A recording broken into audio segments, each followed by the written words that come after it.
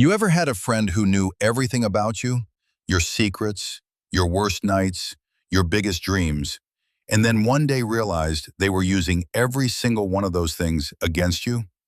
Or maybe it was a family member, someone who smiled at you in public and quietly dismantled you in private. That's exactly where the psychology of people who cut off everyone begins. Not in anger, not in drama, in a moment so quiet it almost feels like nothing, until you realize it changed everything. 1. They cut off the performance, not the people. Every person who eventually disappears spent years playing a role. The loyal friend, the good son, the one who always shows up. Then one day, mid-performance, something snapped. A slow realization that nobody actually saw them. They only loved the character. So they didn't abandon people. They retired the act. And everyone who came for the show left with it. 2. Fake friendships reprogram them. Here's what prolonged fake friendship does to a person's psychology. It doesn't just hurt, it rewires. Every vulnerable moment met with gossip instead of grace. Over time, the brain starts linking intimacy with danger. Getting close becomes something to survive, not enjoy. American psychologists call this relational trauma, and it doesn't announce itself. It just quietly turns warm people into unreachable ones. 3. Family hurt them with the softest words.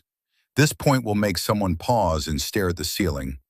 People who cut off everyone, including blood, usually didn't leave over screaming matches. They left because of the subtle stuff. Backhanded compliments at dinner. Parents who weaponize sacrifice. Siblings who competed instead of protected. As James Baldwin once wrote, "Not everything that is faced can be changed, but nothing can be changed until it is faced." These people faced it, then they left it. 4. They were cutting off versions of themselves. Every person they removed wasn't just a contact. It was a version of themselves they were finally willing to let die.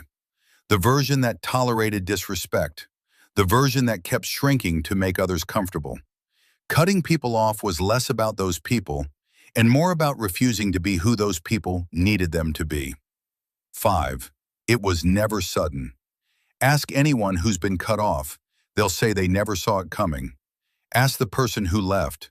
They'll say they gave 1,000 signs nobody read. These people didn't disappear overnight. They disappeared in slow motion. One ignored boundary at a time. One "you're too sensitive" at a time.